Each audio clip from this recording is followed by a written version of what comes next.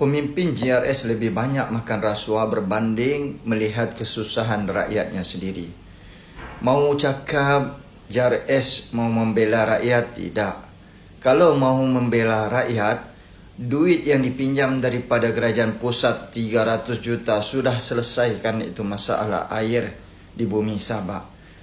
Kalau mau membela rakyat Sabak, sudah pasti masalah jalan-jalan raya yang berlubang sehingga mengakibatkan rakyat melalui kawasan tersebut jatuh dan meninggal dunia kerana jalan yang teruk sekali. Apa yang kita lalui hari ini adalah realiti dan kebenaran yang tidak boleh kita sembunyikan lagi. Rakyat perlu bersuara, perlu bertindak. Kalaulah kita bagi peluang lagi sekali kepada JRS, apa jaminan untuk mereka menjaga kebajikan dan menjaga hal ehwal rakyat Sabak? Mereka tidak ada jaminan, tetapi jaminan untuk mereka pasti pengamalan ataupun mengambil makan rasuah akan terus menjalar dan berlaku.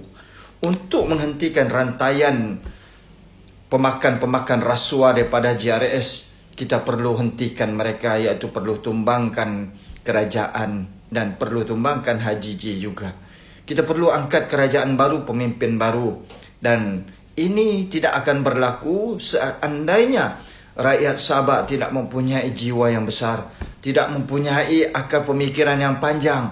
Kita lihat generasi akan datang 5 tahun, 10 tahun, 20 tahun, 50 tahun akan datang. Apa yang bakal berlaku seandainya kita bagi peluang kepada perasuah-perasuah pencuri duit rakyat Sabak, salah guna kuasa yang berlaku dalam kerajaan JRS. Kalau kita tidak bertindak, siapa lagi yang perlu mengambil tanggungjawab ini? Kita lah rakyat Sabak. Kalau bukan kita, siapa? Kalau bukan hari ini, bila lagi? Adakah kita mau menghancurkan masa depan bumi Sabak dan rakyatnya dengan amalan rasuah daripada pemimpin JRS? Pikir-pikirkanlah.